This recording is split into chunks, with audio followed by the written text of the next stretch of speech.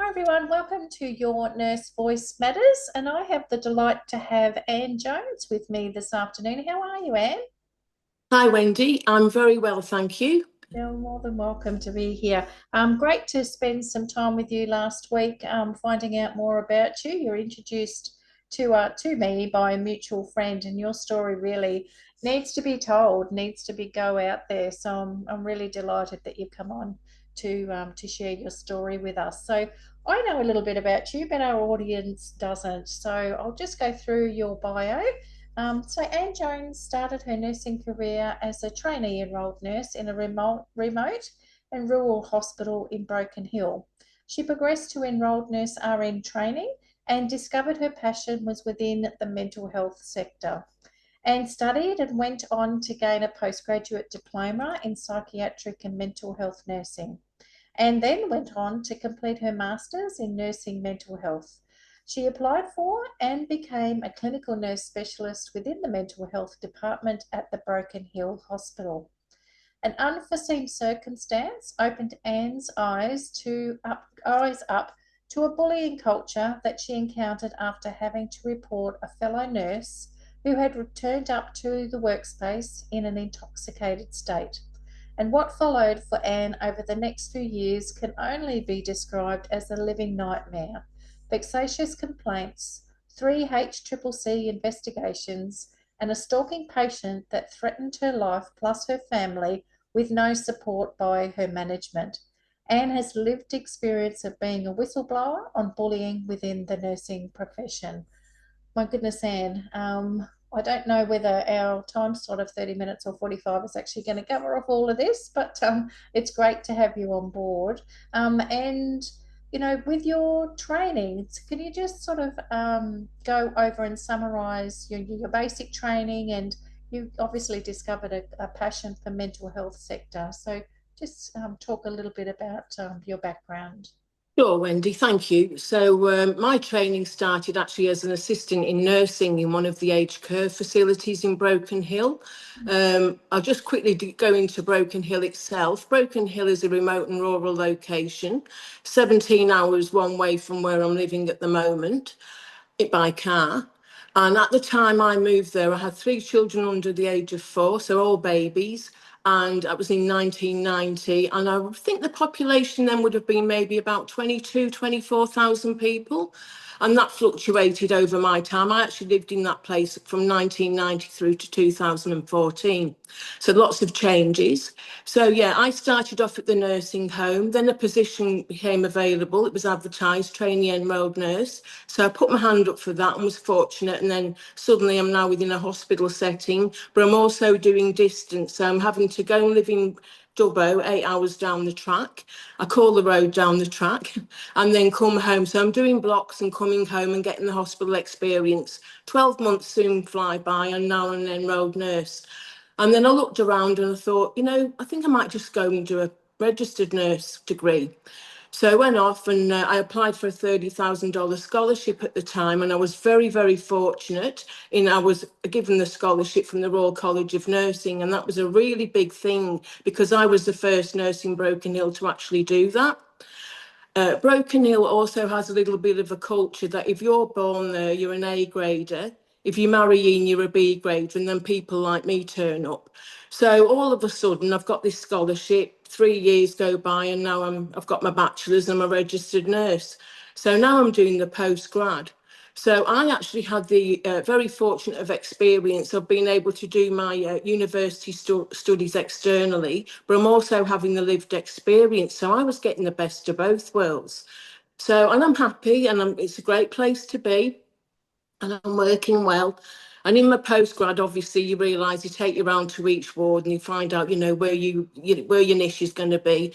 And at the end of those 12 months, I was approached, would I like to go in ICU or A&E? And I actually declined and said no. There was a little calling for me to go over to I called it the dark side, go to mental health, because not many people wanted to work there. So I go and have a talk with the aide on at the time, Helen McKibben, a beautiful woman, and I said, look, Helen, this is what I'm interested in. And she said, okay, then, you're sensible, I'll give you a go. We had registered nurses working there, but no one would wanted to work there full time, Wendy. So I just landed basically head first into the mental health inpatient unit, and yeah, it got going. It was a 6-bed ward, so it's not a huge big ward, 4 step down and a 2 HDU. And even though you say it's a 6-bed and people go, oh, there's not many people there, Broken Hill has a high mental health, with everywhere it does. It's only getting worse as the world's going on, as we all know. So suddenly, I could have 5 patients on medical and surgical ward taking their beds up, waiting to get in. So it was always busy. Didn't really have many staff that wanted to work there at the start. They were all frightened because of the reputation of how bad things had actually been there. And yeah, all of a sudden I've hit the floor running, and I'm not calling many co-blacks because I'm getting to know these people I'm looking after. It's a small town.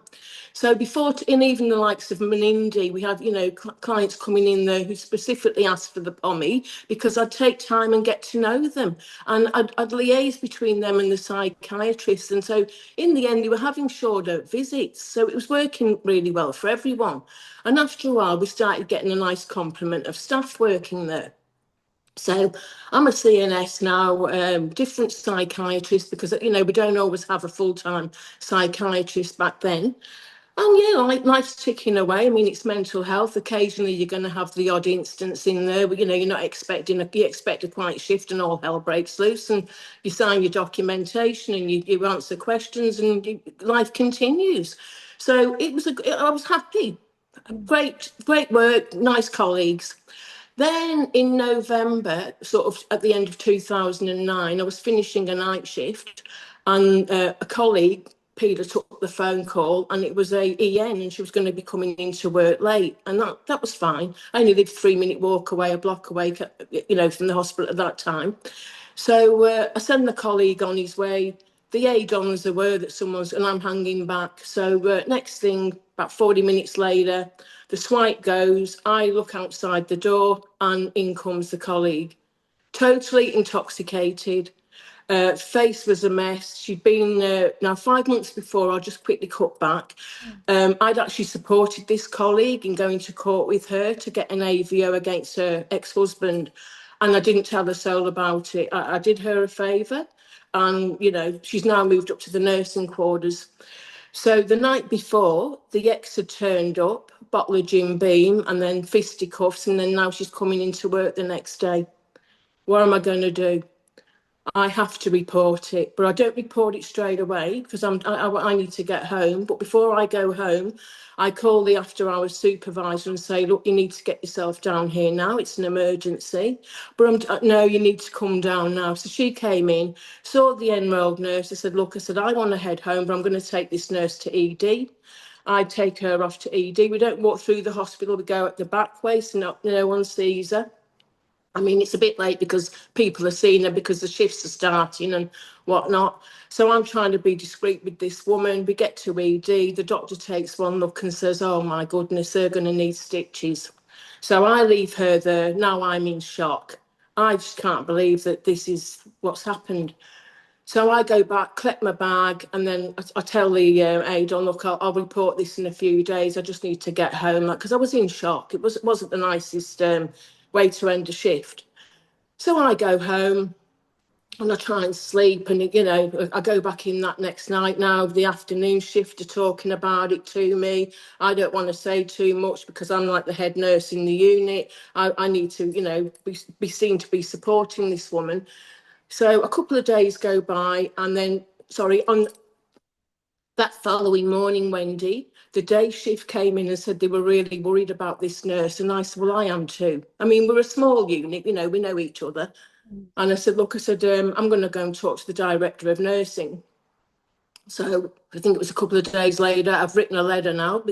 I need her to act because I'm worried because, this shouldn't be going on. So I make an appointment. I go and see the director of nursing, Dale Sutton, and go in, and she's amicable enough at the start. And I gave her the letter, and she said, well, what's happening? So she said, oh, I actually had heard about this. Sorry, sirens going by. And I said, look, I'm in a difficult position. And they said, what do you think we should do? And I thought in my mind, well, you need to be the one. I'm bringing this issue to you, but I don't say that to her. And I said, well, Dale, we need to be seen to be supporting this woman. I don't want her to lose her position. I don't want her to lose her job, but we need to help her. So we had that chat. And then she turned around and she looked at me and she said, well, you're pretty popular. What do you think about the culture at the minute, like the morale of the hospital? Now, Jael was born and bred in Broken Hill, and she'd recently become the director of nursing for the hospital a few months before all of this. And she would also had been our main union delegate for the New South Wales Nurses Association. Okay, I mention this now because this is quite pivotal in about the next 5 minutes where I'm going to go with the conversation. So I said to her, well, are we having an open and mature conversation? And she said, yes. I said, well, I'm sorry, Dale, but your sister, Kelly, is a bully and she's making the morale out there pretty untenable at the minute. People aren't happy with how she's treating people. And she asked me for an example and I gave her one. And then she said, well, what would you do if it was your sister? I said, well, I'd tell her to pull her horns in. I'd grab her by the head and tell her to pull her horns in, basically. That's what I said to the director of nursing. So she took all that and then I go, she lets me go home and happy days. And then within a few weeks, I'm going back into the unit that I've sort of established. And there's quiet when I walk in, Wendy, and things are starting to change. There's a bit of an undercurrent happening. Then within another couple of weeks, the staff aren't talking to me, or it's just one word answers, and I can see they're on edge, but I'm not pushing them. I'm just waiting to see what's going to come. Then I'm finishing an afternoon shift, always Tuesdays in my nursing shift when I get the bad news. So it's about 11 o'clock and the after hours supervisor comes in with a yellow envelope. Oh, look, Annie, I'm so sorry, but I've been given this and you need to get on top of this. I said, well, what's this? And she said, it's a complaint. I said, oh, okay. Well, in all of this time, I've never been sent for, I've never been spoken to, I've never had a complaint lodged against me. So I'm now leaving the hospital, opening this complaint up in the back corridor and cannot believe what I'm seeing. So I go home and it was basically the Don had said that I had breached the EN's confidentiality by highlighting her impairment. How? This woman's turned up into the workplace, clearly intoxicated. Every man and his dog that's seen it knows what's happening. I'm not breaching it. I'm trying to help this woman. So she basically gave me this letter. It was like a net of me to fill it with stuff that she's going to throw back at me later on down the track. So I answered the letter honestly and said, look, I haven't breached this woman's confidentiality. It's a small town. Everyone knows what's going on. So no, I've not done what you've said. And to be Then a given few that, days, I was just going to say, to be given that envelope at 11 p.m. at night. yeah, these are the tactics. I had Mm. no idea, but I'm very savvy now to how they work. Mm. Absolutely, because I was new, new to this complaints process. So a few days later, actually no, sorry, it was a couple of weeks later. I'm at home. I'm on a day off. Knock at the front door. And it was an Irish agency nurse who'd been in the unit from Ireland for 3 weeks, and she's now at my front door. And this woman is beside herself. And I opened the door, and her name's Mary. And I said, Mary, what? I said, oh my goodness, I'm thinking that something's happened in Ireland, and she just needs someone to talk. I was talking to her, and she was fine with me. And she came in and she said, I'm so, so sorry. Next thing, she's pulled out an A4 piece of paper, Wendy, with my name on it 9 times. Have you ever seen RN Ann Jones being aggressive to staff or the clients, the patients?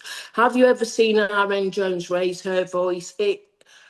And I looked at this and I was like, oh my goodness, what on earth is going on here? And then Mary looked at me, burst into tears, and said, I do not want to be any part of this. She said, this happened to a colleague of mine in Ireland and she suicided. That's why I'm working overseas. Now I need to get away. She's telling me this in my back kitchen. I'm making her a cuppa to try and calm her down. And I'm hearing people suiciding over stuff like this. That was a shock for me hearing that. So I said to her, she said, I don't want them to, I said, I will. So I basically said that someone dropped it off in my letterbox. This happened that long ago now that I can use her name. Nothing can come back on her. So now I've got this letter, and she also told me too. I said, well, who else has got this letter? She said, everyone's got this letter, including an agency nurse that you've not even met yet. She's had this for 4 days. Oh, so in my mind, hang on a second, I've had this Don telling me that I'm breaching confidentiality, and she's just done this to me, but on a huge, big scale. Okay, well, I can't go and approach the Don now to talk about this because, I'm not supposed to know about this letter. Where am I going to go? So I contact a colleague who's now high up in the union delegate. She comes to my home and I said, look, this is better. And I was embarrassed having to tell this woman because I've never been in trouble. And I said, this is what's happening. Go in my office and read it all. She came out an hour and a half later and shook her head. She said, I have never in all of my life seen anything like this. She said, this is absolutely disgusting. So she then made a phone call to the unions. And then within a couple of days, another Tuesday afternoon, 4 p.m., I get a phone call from Madonna St. Clair, my new union rep. So she's talking to me. When I go to speak, Wendy, it's Anne, be quiet, I'm speaking. And I'm thinking, hang on a second, I pay your wages, like I pay my union. You can't speak to me like this. I'm getting chastised now as if like I'm a naughty 6, 7 year old girl. So she has her say, tells me to be quiet, confidential, not to speak about it, wah, wah, wah. And I agree. The next day I'm off.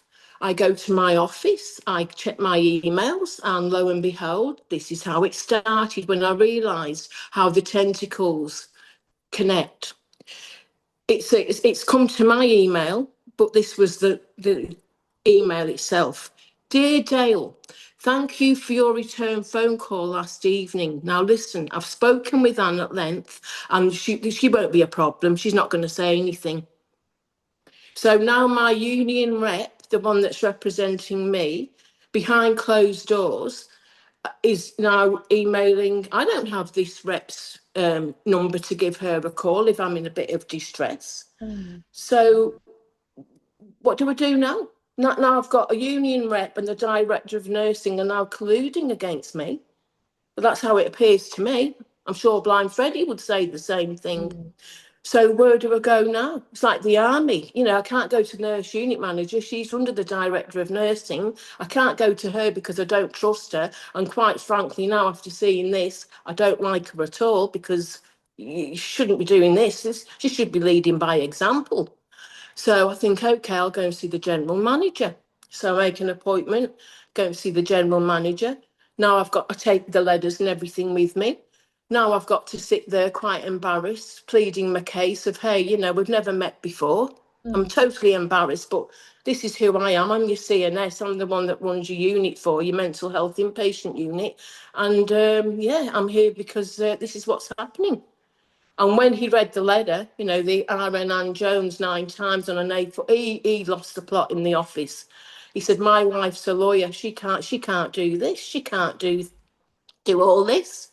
So apparently the next morning he went down and tore shreds of her because, like I said, it's a small place and you soon hear what happens. So now I've got a union member that I don't, I'm a union rep I don't trust. I don't trust the Don. The GM's going to sort himself out. Go and ring the EAP and have a chat with them. So I ring the local EAP, the Employees Assistance Programme, tell them what's happening, get that off my chest, feel a little bit better. Then I go out to the local shopping centre a few days later. Now I've got a member of the public who I know, and they know me, coming up and talking to me in Woolworths about these issues at the hospital that I'm having. Goodness me. And it was stuff that I'd said through the EAP. Go to HR. Well, HR, I learned early on in the piece, take the problem back to the problem. So where am I to turn? So I thought, and this was by far the best thing I could have ever done. I rang the EAP in Dubbo. Spoke to this guy called Blue. He was fabulous. I actually met him about a year and a half later. Anyway, I tell Blue what's going on. He can't believe it. And he said, look, can you substantiate all of this, Annie? I said, yes, I can. So I emailed everything over to him. So that's all taken place. So he's doing his thing now. He's reading it and going to his bosses. So now I'm starting to feel quite emotionally sick because of Mm, all of this. I've got members of the public, nursing staff, nurses who I've worked with for years won't even look at me, yeah. won't speak to me. It's like I'm a leper in my own workplace.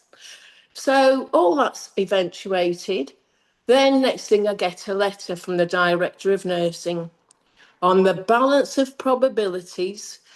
I've been found guilty of breaching this nurse's confidentiality. What the heck? Like, are you serious? So I thought, no, I'm going to go and see a lawyer. So then I went and saw a lawyer, the local lawyer in Broken Hill. Here we go again, having to sit down, telling what's happening, very apologetic. I should never have apologised for anything. Mm, So the lawyers looked, he said, you are right, she has done the wrong thing here. She's definitely breached your confidentiality. She's not looking too good. I'm going to send her a cease and desist. So that happens.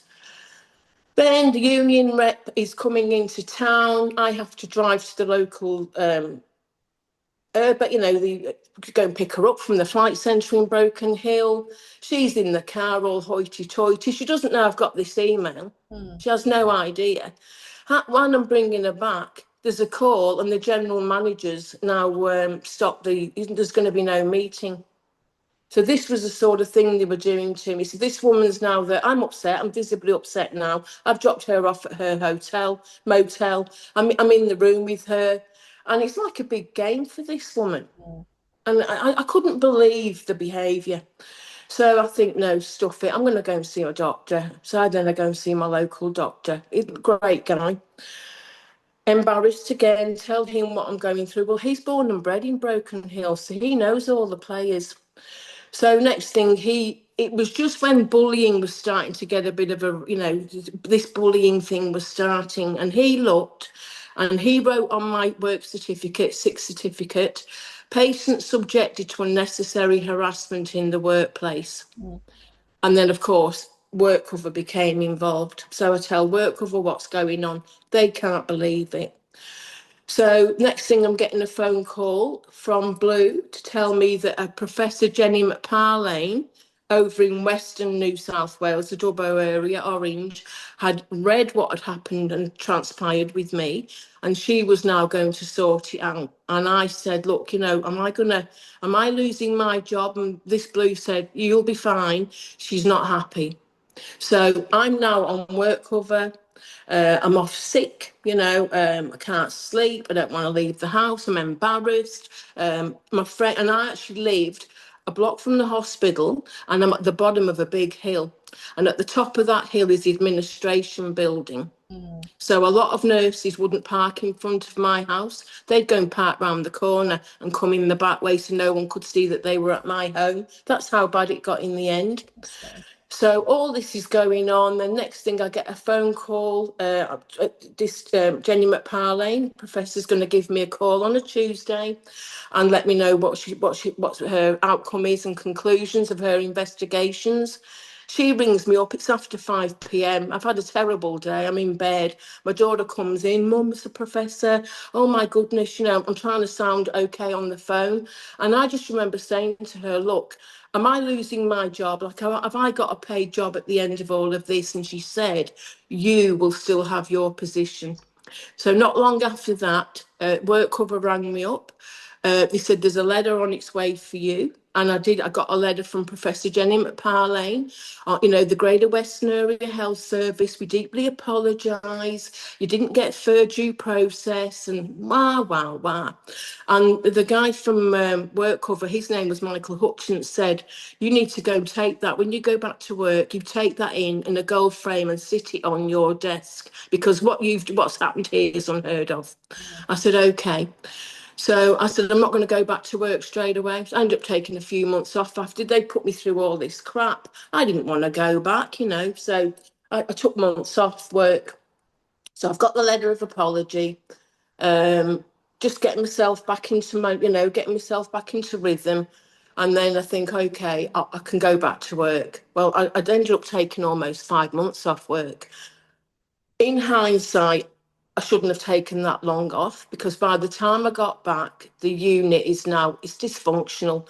We've got two agency nurses from New Zealand. They're both RNs. One's now doing the acting nun position. I had a good friend, colleague at the time called Marissa.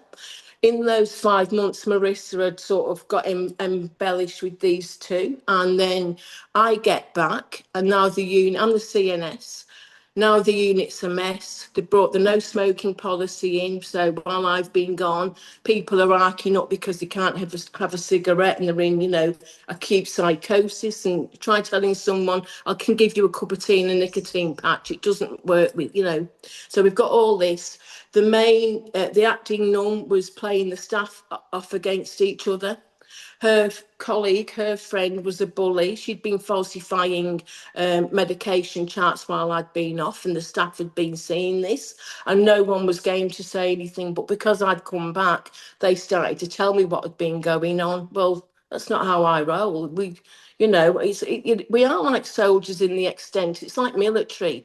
We are bound by policies and procedures. We've got to sign off on them every 12 months to say we've read them. And then, as you know, if we're getting into trouble, well, they can use that against us. So I don't want to be in trouble. I'm happy to play in your guidelines. And of course, mental health, it's not always black and white. Sometimes there are grey areas. So there was a whole mixture of different scenarios that went on. And in the meantime, I'm still getting nurses saying, Annie, be careful because the Don will come back at you. So I'm now 5 months into the work. Then I'm off on a Thursday, and at 3:15, my phone goes. I've spent the day with another nursing colleague, helping her in my time off. And I'm on my way home, the phone goes, and it was the EA to the new CEO. Oh, and also the general manager lost his position. So now we've got a CEO, Stuart Riley. Now, he'd been there well before my time. When I started, he wasn't there. Now he's come back. And what people were saying about him before I even met him was a bit of an eye-opener. But I've not met this guy. But I'm getting the phone call now on the Thursday at 3:15. Annie, it's Annette Vartuli here. Now, look, Stuart Riley wants an appointment with you in the morning at 9:30. I'm in the car thinking, oh my goodness, here we go. Why does the CEO need to speak with me? And I just knew that something big was happening. So I've had a good friend, Wendy Chanouth, who's my mentor. I'm a good friends too. And Wendy got me into nursing. So I ring Wendy up and say, Wendy, the CEO needs to speak with me in the morning at 9:30. Wendy was working in ICU, but she said, I'll be your support person. And I said, save you having to walk up the back, I will pick you up at 9:15. So I'm now sat in the car at 9:15 thinking, today's going to be a day and a half. I'm not sure, but I felt sick. My intuition was telling me that something huge was coming. I had no idea of what my life was just about to become in the next couple of hours. So all of a sudden, I'm waiting for Wendy and my phone goes. I'm in the car. It's an unknown number, but I get it anyway. And this is how the phone call went. Me. Good morning, Anne Jones speaking. Anne Jones, Stuart Riley, CEO. You were supposed to meet with me 13 minutes ago. It's 13 minutes past 9. Where the bloody hell are you? Wow.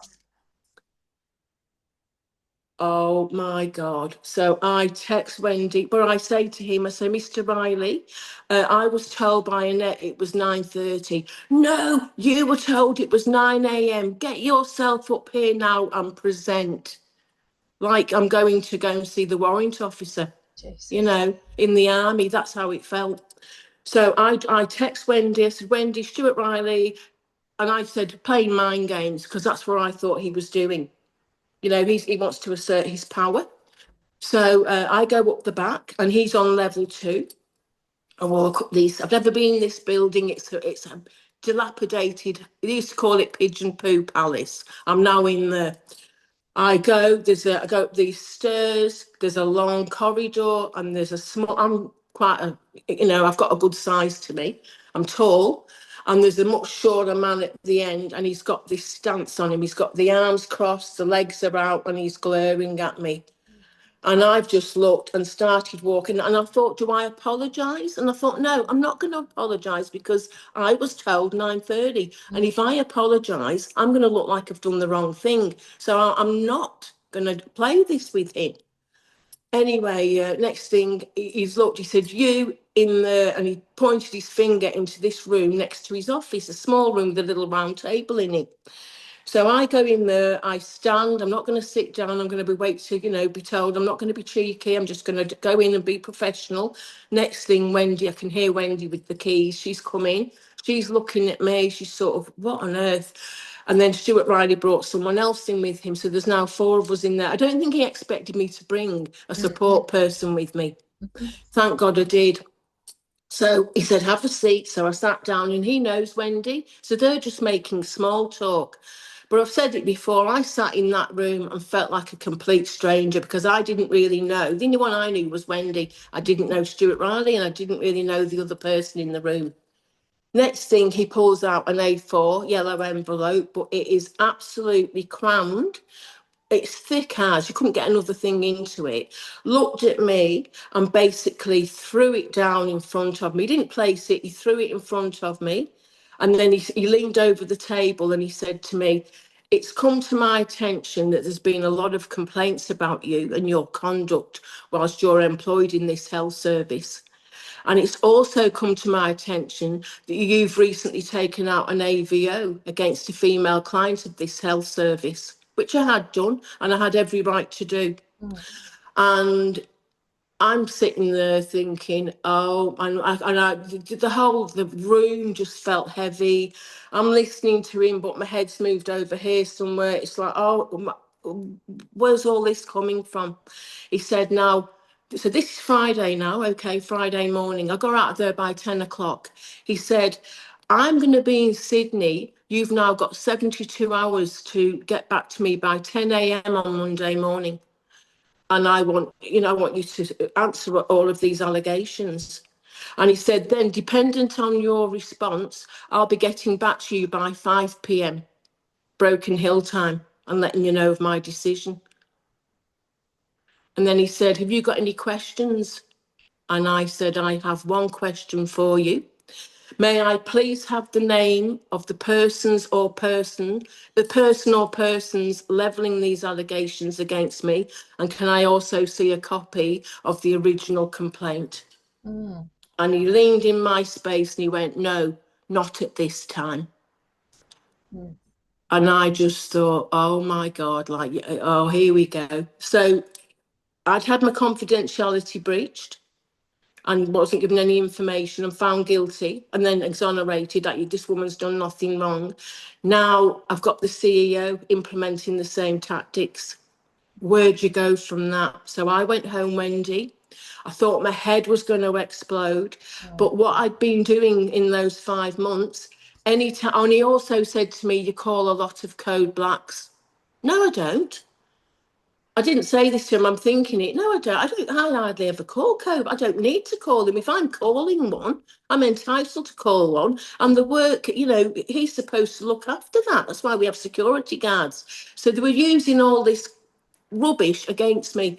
So I go home, I get everything responded to, but I'd also, if I put an IMS in, I was taking a copy of the IMS because I'd also learned, and if we did a sack, they would change the numbers of the sacks so that the hospital wouldn't look too bad.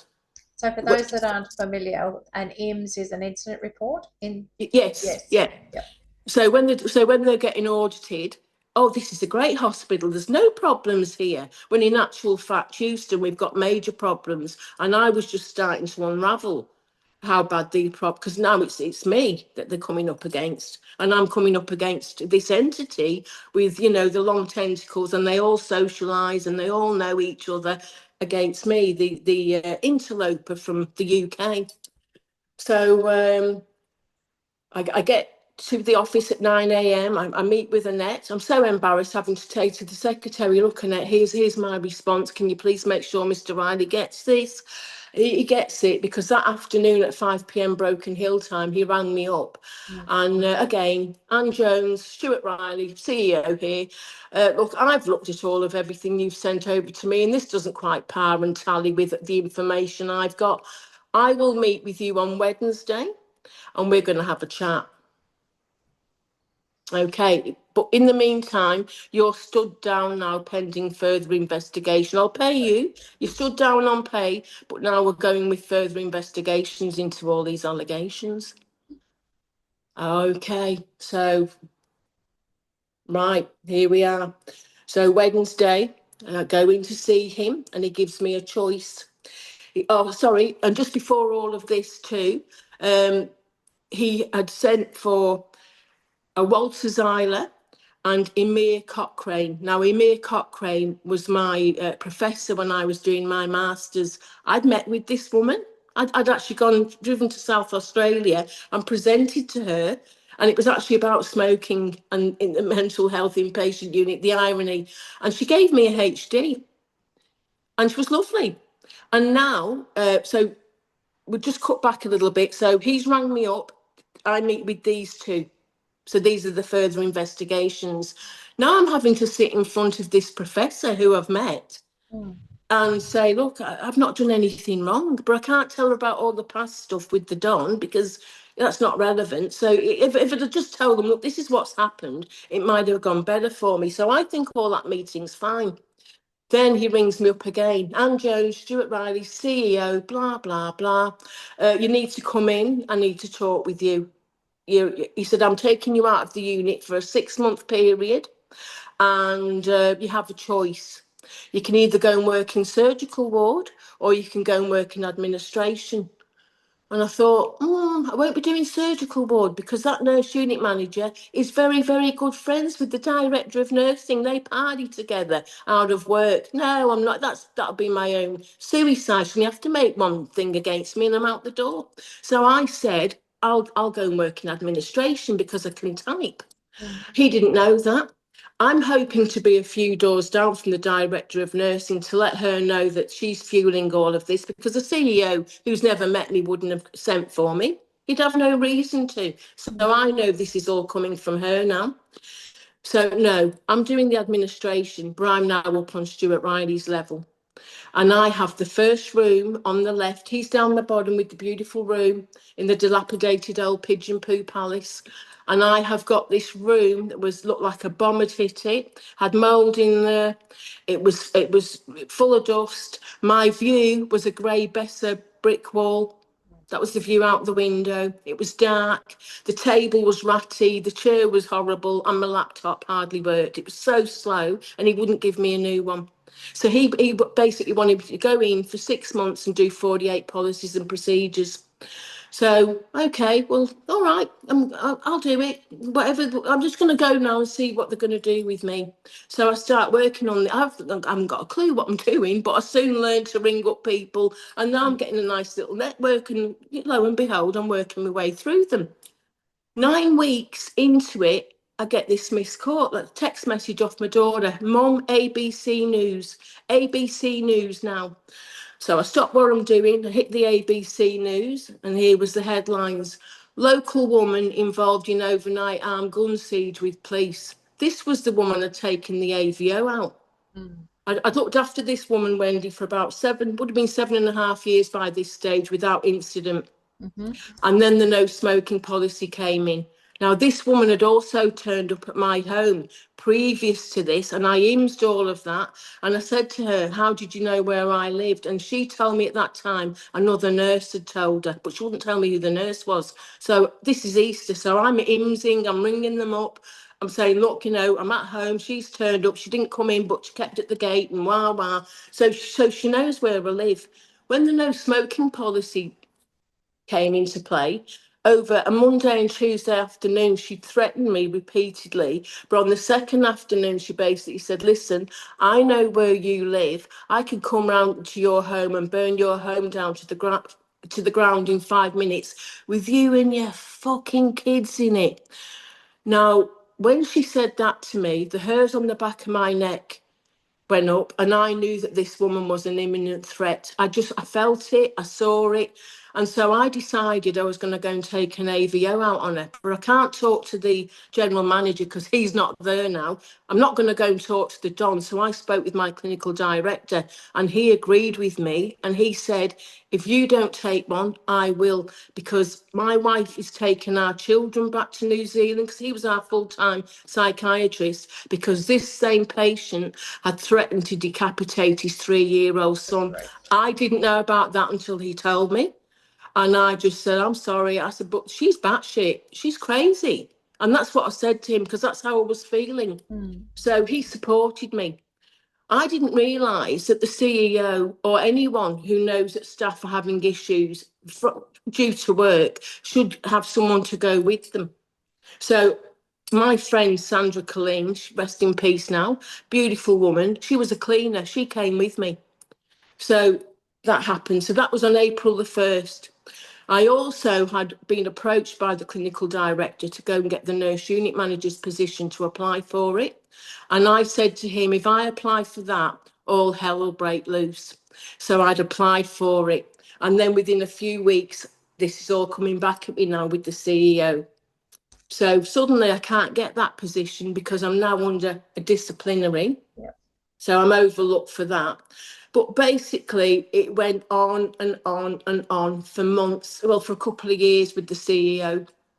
He even decided I'd booked a week off. This is how horrible he was to me. I'd booked a week off to go to South Australia with one of my daughters who was quite unwell. She was very poorly. And we were going to drive down on the on the Sunday, because it's 5.5 hours.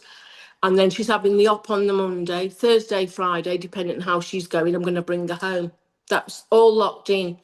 The Thursday before the Sunday, 3:15 again, Stuart Riley sends for me. I go into his office and he tells me in no uncertain terms that on Monday morning I will be in Bloomfield, which is 8 hours the other way, to go and do 2 weeks of retraining before he can even consider me putting back in the unit.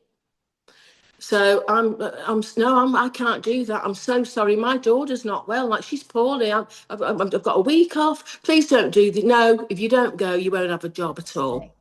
So now I've got to go. I've got to go home, tell my daughter. That was just a little bit of what he did to me. So they're just all colluding. Suddenly, within the 6 months off, is like 4.5 months into it. I've done all the policies and procedures. Well, what are they going to do with me now?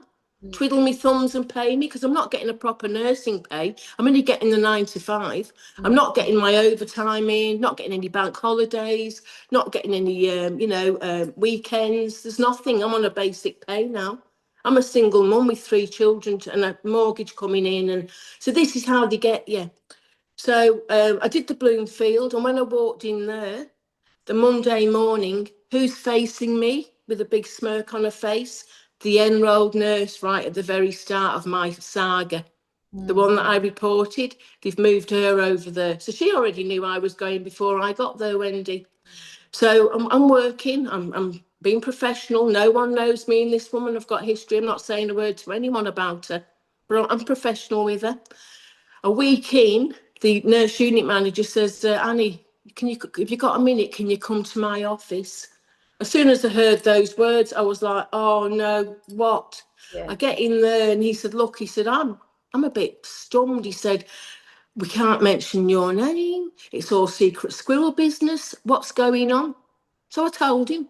I told him everything. The end of the second week, Michael and his first in charge, Robert, both give me a letter each. And I said, what's this? We're giving you character references. You're fabulous at what you do. Mm. Now, I've worked in HDU, but I've never worked in Bloomfield HDU, but I was all over it. I enjoyed it. Mm. So that was nice to hear that. He said, go back and give those to your CEO. So I drove the 8.5 hours back and presented and then met up with the CEO. And as I'm talking to him, I pulled out the 2 envelopes and he looked at me and he said, what are those? I said, well, I believe these are 2 character references from the nurse unit manager and the in charge. He snatched them out of my hand, Wendy, and flung them on the desk. Only me and him there. And flung them on his desk. And he looked at me and he went, I'll have to get these authenticated. I didn't even know that was a word. That's how he said it to me. In other words, I've forged these. So no matter what he did with me, I was surpassing everything he was telling me to do. And then he was changing the goalposts over. Right? Now, he's also told me at this time he's putting me up to the governing nursing body. And I think, oh no, not APRA. Because for me, as a nurse, APRA, I deal with them every 12 months when I hand my money over. And that's all I want to do. I don't want my name going in front of you, because once they get hold of you, for me, it's like having a wounded gazelle on the Serengeti plains and the lionesses are coming over, because I've always been fearful of APRA. So I'm expecting him to say, APRA, oh, no, no, no, no. I'm putting you to the Healthcare Complaints Commission. Good grief. So now I am still trying to work out what I've done wrong, mind you. I still don't know what I've done wrong. I'm answering all these vexatious allegations. None of it's true. I'm in the fight for my life now. What was the point of me doing all this hard work to get to where I was, to get treated like this on vexatious complaints? So it took a while, and then all of a sudden I have a great guy from the union called Ian Bailey, and he's come on side and he's read everything, and he's not happy.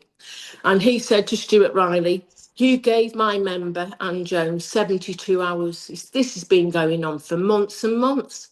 He said, and you've not responded. He said, I'm giving you the courtesy. You've got 72 hours, otherwise I'm going to see you in arbitration. So next thing now, I'm in arbitration with commissioners, and there's private investigators flying to Broken Hill because of my conduct. Never spoke with me. That was a lady called Jessie Choi and whoever she came over with. They spoke with my colleague Wendy and a few other nurses. So now I've got all of this healthcare complaints investigation hanging over my head. So this is now taking its toll. I'm not sleeping, I'm losing weight, I'm embarrassed, I don't want to leave the house because everyone knows that Annie Jones is in trouble because look what the CEO's done. She must be in trouble because he's moved her and she's going here and she's doing there, but we can't talk about it. Oh, it was awful. So it's now coming up for Christmas time. I still haven't heard from the healthcare complaints. I've got a good friend, Sonia Peters, staying with me. And I said, Sonia, I'm going to give this healthcare complaints people a call. I want to know what's going on. So I ring up. I talk to this lovely Irish guy. And even though it's November, they're starting the Christmas parties. And how would you feel if this is how your day goes when you're speaking to a complete stranger? Good afternoon. My name's Anne Jones. I'm calling from Broken Hill. Oh, hello, Anne Jones from Broken Hill. I know who you are. Mm. This was the Irish guy from the Healthcare Complaints Commission. And then he says something along the lines of, oh, it's a bit of a bloody shit fight where you're living out there in the Right. sticks, isn't it? He said, I've read everything. He said, my God, what they've done to you. And I said, look, can you please tell me when am I getting a copy of this report? I said, mate, I need help. And he stopped and he went, what do you mean? Have you not seen the report? Oh, wow. Okay. I said, no, I haven't. He said, oh, he said, you've never seen this? He said, are you serious? And he went quiet. Mhm. And then he said, I'm leaving the Christmas party and I'm going to go back to the office. So give me just over an hour and I'll send everything through to you. He said, your CEO's had this for months and months. Good grief. So just over an hour later, Wendy, I'm printing off a 10-page report. I hand that one straight to Sonia. She goes out the back of my place. She starts reading it. Now I'm getting my 10-page report and I'm starting to read it. And on the count of this, no, RN Jones acted appropriately. She stayed within the boundaries. She followed the policy. No, nothing there. 10 counts, unheard of. Not one thing against me. Not Wow. one. But these were the things he was doing. So then when I found out that he'd had this in his possession for a few months, I let the union know straight away. And then it started really spiraling out of control for the Broken Hill Health Service then, because they're underhanded, Mm, corrupt CEOs and dodgy dons. And I had no idea that this sort of thing happened in a workplace until it came my way. mm, Now, if it was just me, I'd have thought, well, maybe I am responsible. But at that same time, within those, since the director of nursing had got her position, over 50 nurses resigned or were pushed out. goodness me. Mm, So, this is what they do to you. It was just, yeah, apology letters from professors on behalf of organisations, work cover telling me I've started a ball rolling. The Have You Say survey came out because of all of this. Where nurses can go and say, look, I'm not happy, but you don't have to put your name to it, because why would you put your name to anything? Living in a small little place where every action's scrutinised. And if you say the wrong thing, or you mention, hey, your sister's a bully, that was the start of my professional suicide, really, when I mm, look back. So I ended up getting a copy of the vexatious complaint, and Marissa and the two agency nurses, the acting nurse and the bully friend, had all colluded against me. One of the charges, it was disgusting, and even now when I talk about it, even to think that I would do this makes me furious, was the acting nurse unit manager had said that her and I were both working together on a day shift, Wendy, and that a menstruating female had asked me for sanitary napkins and I'd denied them to her. And when I looked at the date, it stuck out to me. I must have a bit of a photographic memory. I think because I've lived it and it's gone over, it's all cemented. But this particular date stood out for me, and this is where I really got them. That particular day, I was afternoon shift. I wasn't working with this acting nurse unit manager on that day, so it was a blatant lie. I'd actually gone in an hour and a half early out of my own time so that this acting nurse unit manager, who's playing all these sordid games behind my back, could leave work early so she could go and get her stuff and go and fly to New Zealand. So I'm being the nice person, and these three behind the scenes were creating hell for me. So I didn't get the nurse unit manager's position. They gave that to Marissa, the one that put the vexatious complaint in and signed a name to it, even though they were all caught out. The stalking patient, that was enacted for 12 months. Not long after that had ceased and finished, guess who turned up outside my home, threatening to blow my head off? The same woman. So then the police come, they enact another 2 years. The CEO then decided, in his wisdom, to make this woman, in this, the stalking patient, into Broken Hill's first ever mental health advocate for the suite that I used to run. It's a circus, absolute circus. So yeah, so after that, it became untenable. There's no way I can go and work back there. yeah. So now I'm doing arbitration. Now we're getting the big fancy boys coming in from Sydney, the lawyers with the big pens and the $1,000 suits representing the hospital. So I took Wendy and my family to see that. And I knew I wasn't going to sign a gag order, but we went through all the pretense. The arbitrator there said to me, I do believe that your employers have tried to get you to suicide. Mm, What do you do with that? mm, No way am I going to go and work back there, but I'm not going to make it easy for them. So, yeah. So I ended up, I wouldn't refuse to sign the gag order. Came home and said to the kids, I don't think I can stay in Broken Hill because there's only one hospital there. mm. Then someone from the GP super clinic heard that, I wasn't working, and they offered me a position, did my interview. Then I got a phone call, could I go in? They had to rescind it because the CEO had vested interest in this, so I couldn't work there either. Oh, gosh. So now I've got to go and face my family. And at that time, my grandson, my first grandchild, Yeah. was 5.5 months old. He started high school now. I've missed out on everything because of these people. I had to leave my home at 24 years, leave my family behind, my first grandson, my daughter Holly's having a baby. You know, I can't, it's my eldest daughter. This is her first child. I'm her mum. Nah, none of that. Mm. Couldn't spend any time, missed his birth, you know. And yeah, they cost me a lot. But Yes. I did what I did. I get to Queensland. I lived with my sister for about 6 months. By this stage, I'm now credentialed because I knew I was leaving. So behind the scenes, I'm getting my, and I've done TAFE teaching too. So I'm thinking, okay, I'm not, you know, I'm not the brightest of people, but I'm not the dumbest either. I can go to Queensland and I'll get a job. And came to Queensland and hit the floor running. Before too long, I'm doing casual work for Queensland Health, and I'm also doing full-time work in the private sector. Mm. And 5 months in, things are calming down. I mean, obviously, I miss my family. That's it kicked me and it's ripped my guts apart not being able to see them every day. But Yes. I'm going to be okay, you know. And then I was out, and I was actually out to dinner with some friends, and my phone went, and it was a good colleague of mine called Jo, and Jo's happy for me to mention her name. And Jo was sitting in her bath, and she was suicidal. She Oh, was going to kill herself because now, after I'd gone, then they went for Wendy. They got Wendy out, and now it was Jo's turn. And I heard this, and I left the dinner and came home, and I just thought, they're still doing it. They are still doing this to people. So a conference was coming up with Charlie Teo, and it was all about Harper conference. And they'd heard about me, and someone reached out and said, would you want to come and talk about your experience? And I said, absolutely, I do, because they're still doing it. So that's when I went.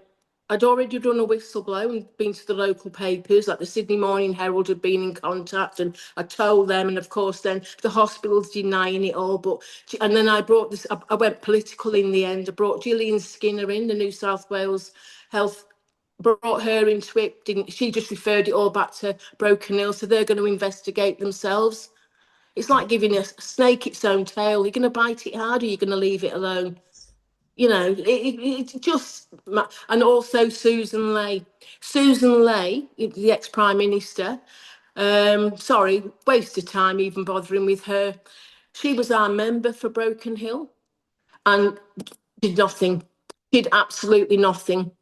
So she ended up making the papers in relation to my stalking patient because my stalking patient was now threatening her. mm. So if you remember of, you know, your political member and you've got a lady that's not mentally well, that can all get put in the papers. But if you're a staff member, you get no support whatsoever. And that's what I found in my case. There was no support from the Broken Hill management. There was no support from the CEO. And how am I going to get these people? So I decided how I was going to get them was to play them at their own game. They had me doing these policies and procedures for the 6 months, 4.5 months, and I started reading them. And then I came across the code of conduct, Wendy, and who signed off on that? Dr. Mary Foley, Director General. Oh, okay. So I flew into Sydney and I went to her. I mean, obviously she wasn't going to come down and see me, but I said, I've posted.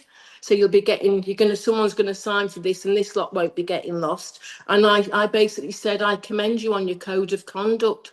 Unfortunately, where I work, there's not Mm. many of us that actually adhere to it. And I gave her everything that they had put me through and off we went. So then she flew out. When the CEO found out that I had a copy of the 10-page investigative report where I'd done nothing wrong, he then decided to go for another bite at my cherry. I call it professional rape, what he did to me, because he stripped me of everything that I'd worked for. So then he wrote in, you know, oh, me and Wendy were colluding together and embellishing. And then, you know, next thing he's getting a phone call from a Commissioner Fenn telling him to pull his head in because this woman's done nothing. So that's like half an hour's worth. I could go on all day and all night talking about what they did to me. So what, like you've moved to Queensland, and you mentioned on when we were talking last week that you're in a position now that you actually you're thinking of moving back. Yeah. What with everything that you've been through, our nurses that are listening to this are probably gobsmacked and a bit in shock. And it's a reality check, isn't it, for to be aware of things, how they can progress, how they can not be true, how to be, more savvy about what's happening around you. So, what sort of words of advice would you give a nurse that feels that they're in a similar situation, or they feel that something is brewing that's not quite right? What are some key things that kept you safe, but also kept your sanity? So my advice, and I am sure there are many nurses that can sort of be listening to this thinking, well, actually, she doesn't talk to me anymore, or everyone sees it within a hospital setting, is you're not the one that's at fault. And even if you do make a mistake in work, we're only humans. You don't go after someone to persecute and crucify them to make yourself feel better by doing those actions. Because in the end, for me, they were being spiteful.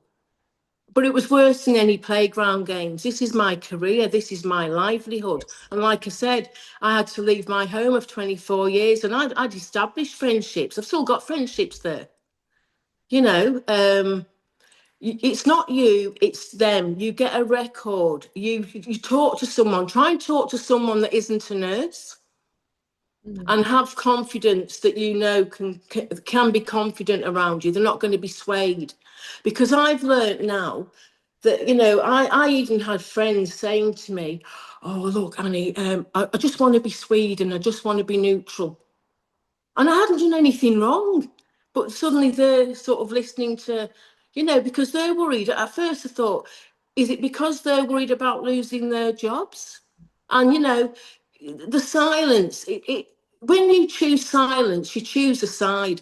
Because Mm. when someone's watching you get mistreated and says, I don't want to take sides, they're not staying out of it. They're actually choosing comfort over bravery, as far as I'm Correct. concerned.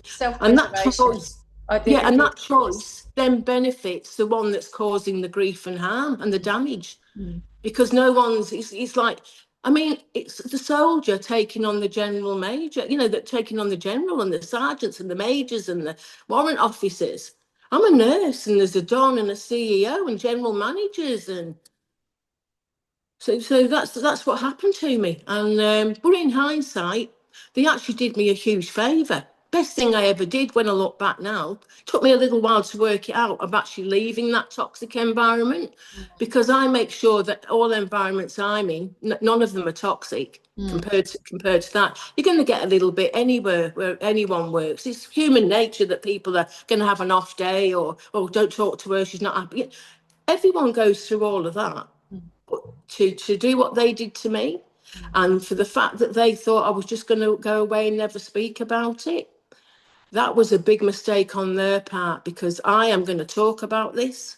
I have named them now. I've started naming them. I just did a beautiful podcast the other day. It was Mm. 1 a.m. my time in the morning, and it went to England and America for Mm. 2 hours Mm. because I think Because it's. yeah, because it actually represents what your experience, and it's been tragic what's happened to you. And it takes an enormous amount of courage to actually come through and be able to talk about it at this time. But it also highlights the broken system, the political games, the behind the scenes, the how competitive our workplaces are becoming to actually treat other human beings like this. It's deplorable. Yeah. Oh, I've got better words than deplorable for it. I've used every word, and I've actually got a smile on my face now. It took me a long time to get here. I remember when I did the YouTube, the Mm. bullying in nursing with Charlie Teo, and I got to a point there. I mean, I'd never stood up in front of a whole heap of people, and there was all different types in there listening. All people that are invested in health, and I didn't know half the people in the room. But by the end of it, I get upset when I mention my daughter with her baby. I'm Mm. missing out, and that was a reality for me then. That hang on, I'm not in the unit running the psych unit anymore. I'm on a stage here talking to people about what's happened to me. Mm. And they were And trying to stop you on that talk too. Yeah. Like they were trying to, you still had more information to give, and they weren't, And I obviously stood my ground and I you said, no, did. I'm sorry, I'm doing the Yes. Al Pacino, I'm not finished. And I said what I had to say. And I Mm. even gave them, an answer. If you do have a vexatious complaint mechanism, if I want to lodge a vexatious complaint, let me pay $150 to lodge it or $500 to lodge it. And if I'm telling the truth and it's someone, give me my $500 back. But if I'm not, you keep the money or give it to the person. Because there is nothing with vexatious complaints, and you get it back and it's all been deducted. No, I want the original. Oh, and then one other thing, and I knew I had them several times. Right towards the end of it, Wendy, and I am smirking now. I got a phone call from Annette Vartuli, the executive assistant to the CEO at the time, Stuart Riley. Would I be able to send him all of my information across? Oh, I that's said, I'm sorry, what do you mean? She said, well, I don't know how to tell you this. Well, okay. Unfortunately, Stuart Riley is inadvertently shredded all of your information. And I listened to that and I said, well, if you would like to go back and remind the CEO, Stuart Riley, that when there's such an investigative process of this magnitude going on, all of those documents should be stored securely. And the fact that he's inadvertently shredded everything to do with me speaks volumes to me. So you can go back and tell him from me a big fat NO, no, I am not giving him any of my information, because by this time now he would have realised that he'd been, they'd loaded the gun up and they had him firing the bullets at me. So it took a while. Then he ended up resigning because he was getting bullied by a woman who was a lady, quite a soft-spoken lady, and she was married to one of the doctors. And then next thing, Dr. Fletno Brown had arced up, and then he went to the papers. So when he went, my story was here, and then when he went, the story got bigger and better. So it was like a series of unfortunate events, if you will. And yeah, so they did what they did, and I'm doing what I'm doing now, and I will not be quiet about it. no. Because especially when you've got friends, colleagues ringing you up saying, I can't do this anymore, I'm going to kill myself. And Yes. nah, someone's got to say something. So if I'm the voice of that, I'll do it, because everything I've said is true. Mm. There's not one thing they can come back at me. I've even had older registered nurses who are in the late 70s say, you need to be careful, they might take you to court. Bring it. Mm.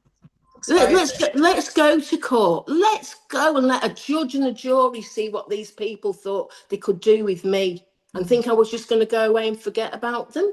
Yeah. No, absolutely not.